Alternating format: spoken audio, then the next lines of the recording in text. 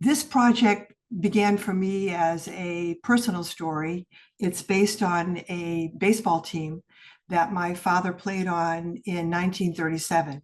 And he was the pitcher of a team from East Boston that participated in a citywide league for that was run by the Parks Department of the city of Boston.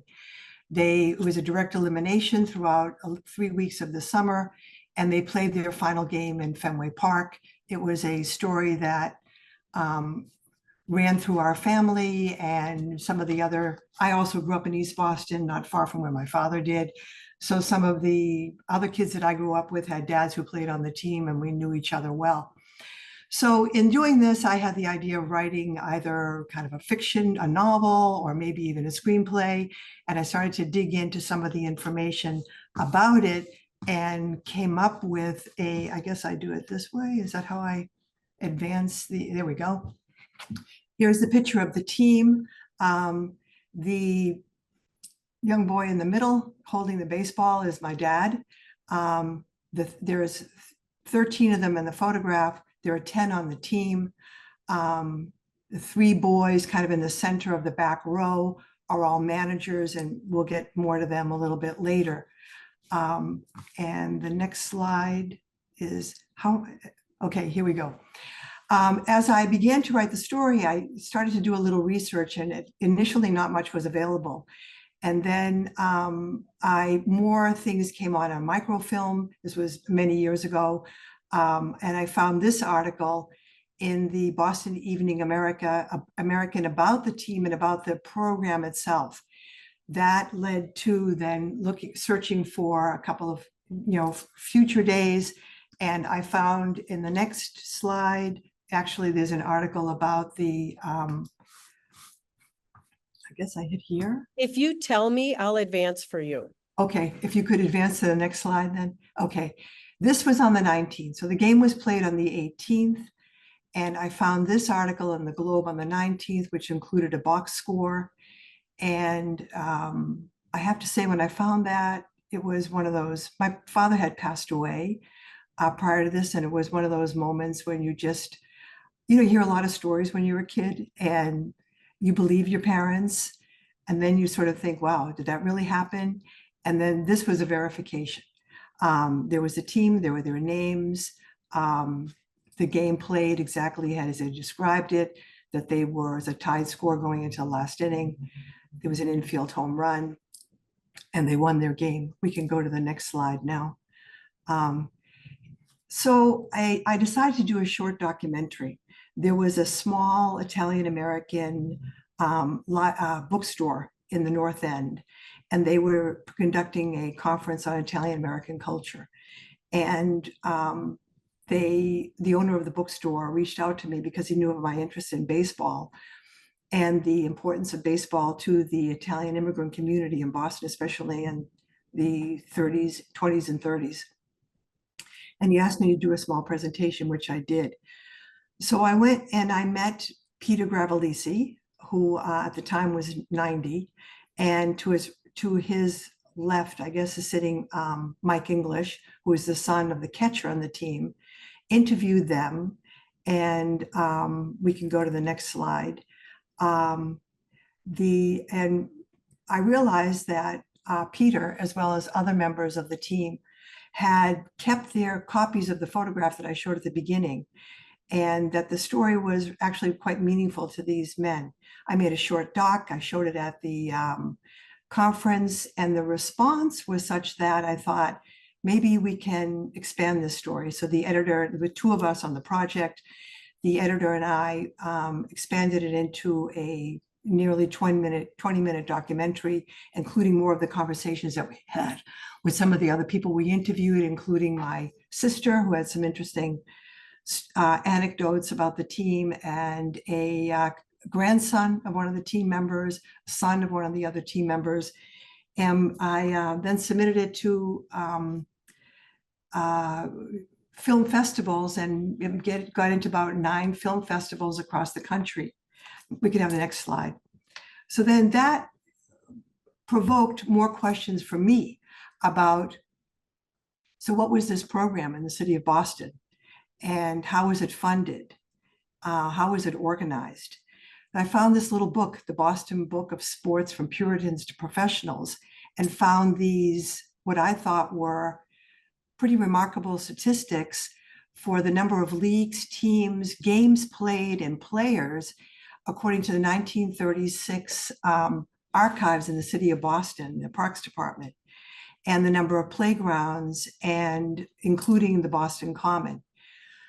So with that, I started to look further into, so how was it organized and where did these monies come from? We can go to the next slide. And I found out this information for 1937. I apologize, from here on forward, the information is rather just sort of data driven. So I'll more or less just refer to the slides as we go along. In 1937, there were 3 classes or categories, they call them class B, C, and D, of boys who played baseball. And there were 1,800 teams in the 14 neighborhoods. Boston's divided into these 14 neighborhoods. And just as an aside, the neighborhoods in Boston were once described to me as the top of a person's hand, the city of Boston being kind of the top of the palm, and all the neighborhoods jutting out into the harbor area around it. What happens in that configuration is that the neighborhoods tend to be isolated from each other. This was further exacerbated. This is a different story. Post-World War II in the 50s with the Eisenhower interstate highways projects, which broke up the city of Boston, and also airport expansion, which affected the neighborhoods of, I would say, Charlestown, and specifically East Boston. And even in the 30s, there were about 125 teams who started off in this 3 weeks of direct elimination, 40 teams in each of these 3 categories. 6 teams arrived in Fenway Park on the 18th of August to play their direct elimination game, their final game. So they represented 27,000 boys who started off playing baseball on 1,800 teams to be these final 6 teams. I further learned that the Parks Department collaborated with both Fenway Park and Brave Stadium to use their stadiums or their fields for these final games. This was prior to the official Little League Baseball. So the boys in the category of the 12 to 14 to 15, 12 to 14, 14 to 15, 16 to 18 played on the major league field. They might have pulled the 12 to 14-year-olds in a little bit. I'm not sure that they did, because I know from my dad that he stood on the mound and pitched the full length for a 6-inning game. In addition to this competition, the 2 teams also sponsored other baseball-related events in which they invited the kids from the neighborhood to come and watch games for free. And one of those, there was a fielding, pitching, catching competition that the pitcher for the Mattapan team, which was the team that played the McKay Pals, my father's team, he won that competition. And there were 2 categories. 4,200 boys participated in that particular fielding competition. Let's go to the next one. So one of the interesting aspects of Boston was its size at the time. It was actually more highly populated than it is today. There was approximately 760,000 people. So we're still making it a small city. About 229,000 of those residents were foreign born, making it very much a city of immigrants. So 30% of the residents of Boston were foreign born. And as I mentioned earlier, 14 of those neighborhoods were 14 distinct Boston neighborhoods. We can do the next slide. So this is a breakdown of families who were receiving relief from the Department of Public Welfare. And also it indicates in what forms they were receiving relief, whether work relief, dependent aid, mother's aid, old age assistance. And we look at some of those neighborhoods that receive the greatest aid. They are the South End, the North End, East Boston, West End. Those neighborhoods tended to have a higher population of African American, Italian, Jewish, and some Irish. Let's go to the next slide. Juvenile delinquency. Again, the correspondence between foreign-born and welfare or aid recipients in juvenile delinquency becomes apparent in this slide. We can go to the next slide. Heads of family, and you see the percentage of overall in Boston, but then when you look at some of the, for example, native born in the Back Bay, almost 50% of the Back Bay is native born Americans, as opposed to the North End, where you look at foreign born, it's nearly 80%. East Boston, about 60% of its residents are foreign born heads of state. Let me go to the next slide. So this brings us to the New Deal. FDR was obviously aware of the poverty levels after the 1929 crash, and when he was elected president within his first 100 days, he signed the New Deal. The initial programs were direct relief, and then he had what we would call the second New Deal, in which the direct relief was replaced by programs that work programs or programs to redistribute wealth. Eleanor Roosevelt, let's go on to the next slide. Eleanor Roosevelt was keenly aware of the impact that the Depression had on a younger generation, younger than 18-year-olds. And I'll read this quote from her that she gave in an interview with the New York Times in May of 1934. And she said, "I have moments of real terror when I think we may be losing this generation. We've got to bring these young people into the active life of the community and make them feel that they are necessary." She spoke often about young people in her column that she wrote, and in interviews that she gave, in conversations that she had with Harry Hopkins, who was the director of the WPA, and Aubrey Williams, who was his deputy director. In response to that, they brought to her the idea of a separate project that would be under the umbrella of the WPA and which would service young people from the ages of 16 to 25 years old. She talks about this process in her memoir, This I Remember. Let me go to the next slide. And these are the statistics that she referenced. Boys 18-year-olds were 60% unemployed, and 16-year-olds were 72, almost 73% unemployment. For girls at 18-year-olds, their unemployment was about 56% and was as high as 77% for 16-year-old girls. In 1933, Eleanor Roosevelt, along with the Secretary of Labor, Francis Perkins, began an experimental camp for the unemployed women in upstate New York. When Harry Hopkins and Aubrey presented their ideas for funds to Eleanor Roosevelt, she was in favor of a program to address these issues with young people. And let's go to the next slide.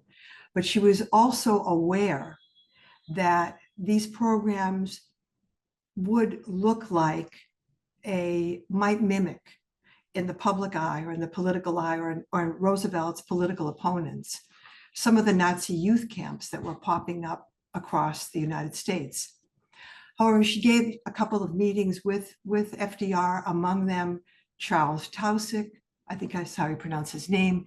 He was the president of the American Molasses Company, who was on her committee for the National Youth Administration, and who also was of interest to FDR for his Latin American projects. Those I am not currently aware of, but for a future project is a fascinating relationship between Mr. Tausig, sugar plantations in the Dominican Republic, professional baseball, the Dominican Republic, and I don't know if some of you are aware of the movie Sugar. So the link that we now see in the between the players that are coming from Latin America, specifically Dominican Republic, and the towns which had some of the sugar plantations and harvesting of sugar, and the young men who worked on those and playing of baseball. Anyway, FDR agreed to put aside those concerns, but also I think some other political concerns overrode those, which was, he believed he saw in the future a voting bloc for himself. So he signed off on the NYA, and its annual budget was approximately $580,000 a year. We'll go to the next slide. So the city of Boston. So Boston, with its very high immigrant population and its poverty levels, and also it's, interestingly enough, and I can't compare this to other cities at the time, but it had a fairly well-developed parks department.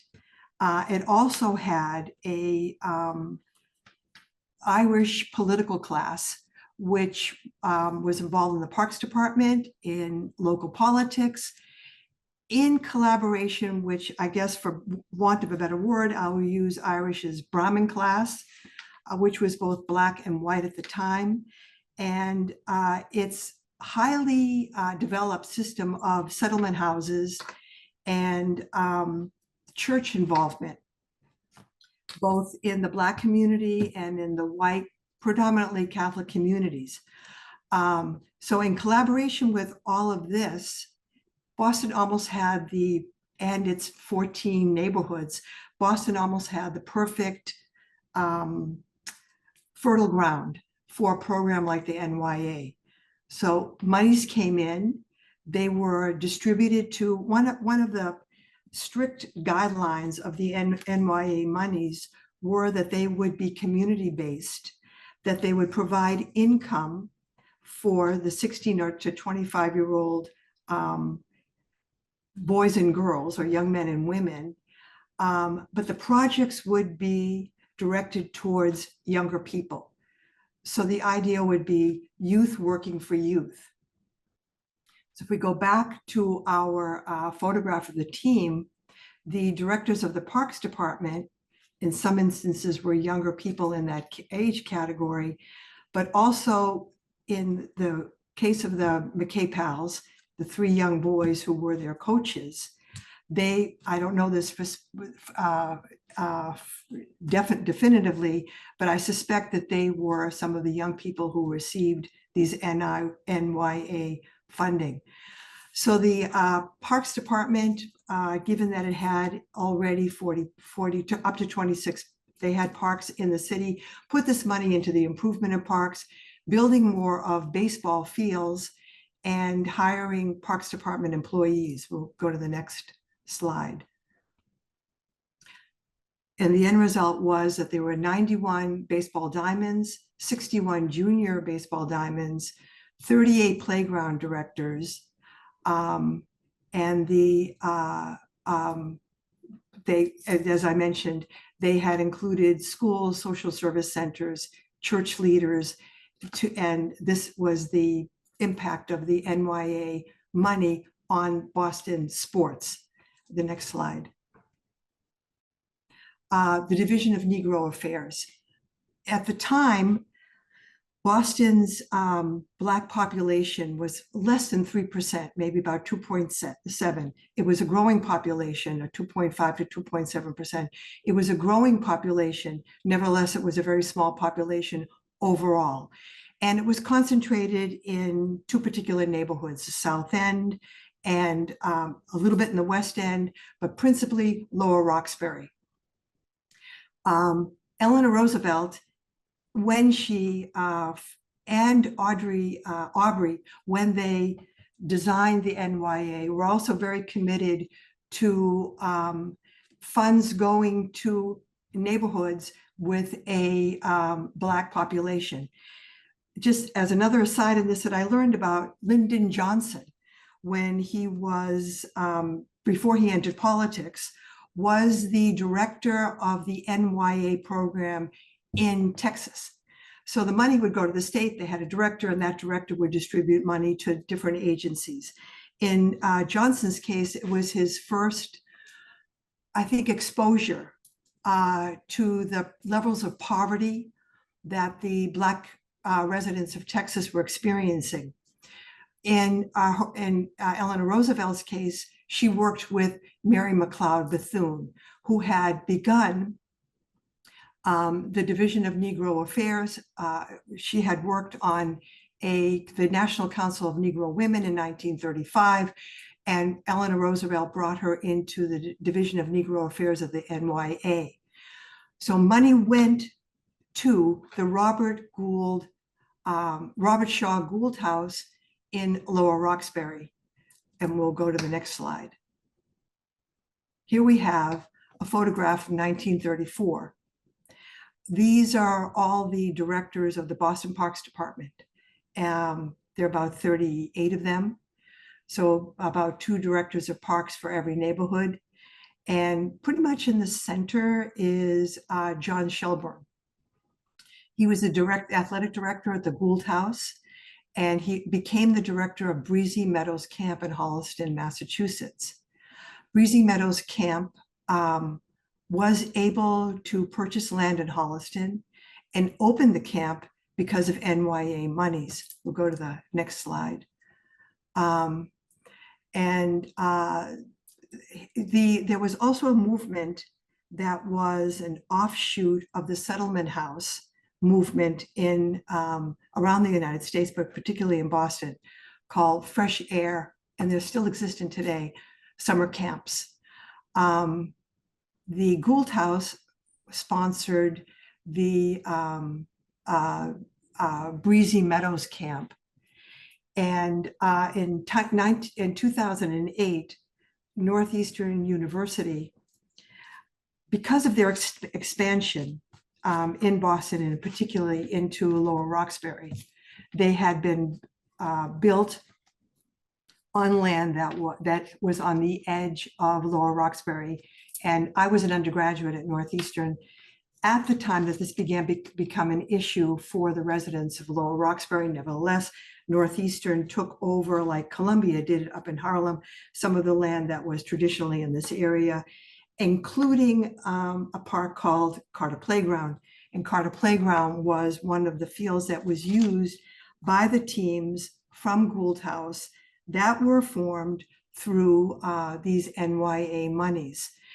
But to compensate for the loss of a neighborhood or the diminishing of a neighborhood, Northeastern conducted some oral interviews. And it was in listening to those interviews that I first learned of NYA funding.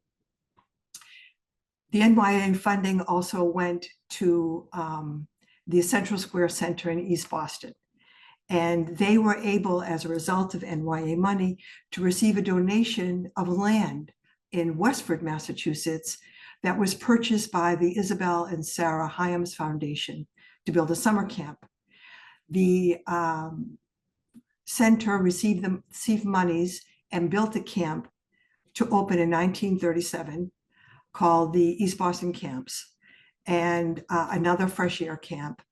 And it's still existing. It has a different function right now. But when I was a kid in the late 1960s, I attended camp at the East Boston Camps when out in Westford. On to the next slide, I think is my last slide. So when my dad was 14 and he pitched for this team, they had a tied score, 2 outs. It was an infield home run in the bottom of the last inning. Boston then, and I don't know what the statistics are now, but I would say remains a segregated city, racially and ethnically, but certainly in 1937. Some neighborhoods were a bit more diverse than others, such as the West End, which had a community of Irish, Italian, Jewish, and African American, which were the four largest communities in the city, although the city had German, Polish, Syrian, there were Chinese, but those were in smaller numbers. So in the summer of 1937, the McKay Pals in this direct elimination competition played a Black team from Lower Roxbury. My father's teammates were all sons of Italian immigrants. The boys they played on the the Mattapan team in Fenway were sons or grandsons of the Irish diaspora. I mentioned diaspora because the Irish immigration to Boston was a little bit different than some of the other ethnic groups and countries from southern Italy that came a little later. So the Irish came in its first wave. Some of the Irish came through Canada, and in the breakdown of ethnic groups at this time, there were the Irish Free State, and the Irish who came from Ireland, which is part of Great Britain, which now is Northern Ireland, and also Canada. If those three are added up, there was the largest percentage of ethnic groups are the Irish, and their collaboration with the longer time living English in the Boston area contributed to their participation at a deeper and a more extensive level than other ethnic groups in Boston's politics. So on their team, there was largely kids from the Irish diaspora, with the exception of their pitcher, who is Jewish, and this sort of represented Boston at the time. When my dad talked about playing baseball, he always talked about the pitchers from the other teams. And he mentioned the pitcher from the Lower Roxbury team as being a kid who was tall, had red hair, and had an awesome fastball. And as I mentioned earlier, the pitcher from the Mattapan team had won in his age group the pitching competition earlier that summer. So I've been able to do a little bit of some research. I'm new at this, and piece together some of what these other teams may have looked like. I'm curious to find out more, and this is my goal now, and I've been greatly inspired by the North Bend presentation that I saw earlier, and that's given me a lot of clues at how I might proceed further with this. But I just appreciate this opportunity to present this, and also to mention how a woman like Eleanor Roosevelt, whom we don't associate necessarily with baseball or sports, and probably did not view herself in that her husband certainly did mention baseball quite a bit during his presidency, as metaphorically to lift up a nation that needed lifting up. But she made an amazing contribution, I would say. I know in the city of Boston, she certainly did, but if I know other cities around the country also participated and received monies from the NYA, which probably supported their young people's sports programs. And sometimes we just don't know the impact we're going to have and how far-reaching that can be. Anyway, thank you everybody for listening, and I appreciate your joining me on this little journey. Thanks, Karen. There are a few questions in the chat that we'll get to before we take a break. So Catherine asked, in addition to the women leaders involved in the development and/or administration of this program, were there any girls in this program, or were there other programs in the NYA for girls in Boston or elsewhere? Yes, I didn't include that in this because I was concentrating on baseball. But the girls programs, so far what I've found have been bicycle racing, roller skating racing, and these have all come from what the short research I've done with the Boston Public Library's digitalized photographs. But I certainly do want to explore more the impact on girls And my aunt played baseball. I haven't been able to find any information about whether or not there were girls on teams or girls softball teams, but that is one of the questions I have going forward. Lauren asked how many of the parks still exist and can be played on. The baseball parks in Boston, probably all of them. Well, I take that back. The airport eliminated maybe as many as a half dozen baseball fields in East Boston alone.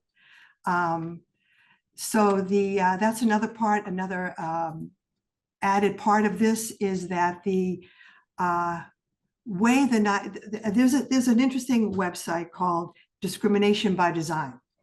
And if you are on Instagram, it's worth checking out. And it shows cities, large cities across the city of Boston, LA, Chicago, Pennsylvania, Boston, in which the expansion of the highways, tunnels, airports across major cities disrupted and divided ethnic communities, eliminated some African-American communities like the Bronx Queens Expressway here, cut off African-American communities from neighboring white communities. It certainly did that in Boston where it eliminated. So I would have to go back and take a look at some of those playgrounds, but I know that in East Boston, we lost a good half dozen baseball fields because of the airport. Okay, so it's a little bit past 12:30. So if anybody has any more questions for Karen, just go ahead and put them in the chat, and I'm sure she can get to those whenever she has time. But we are going to take a quick break in programming for an hour for lunch. So we will be back at 1:30 Eastern Time, 12:30 Central Time, 10:30 on the West Coast. And this stream will stay up so you can keep including, yes, Marlene, breakfast for you guys. You can keep including your comments in the chat, and we'll meet back here at the same link in an hour.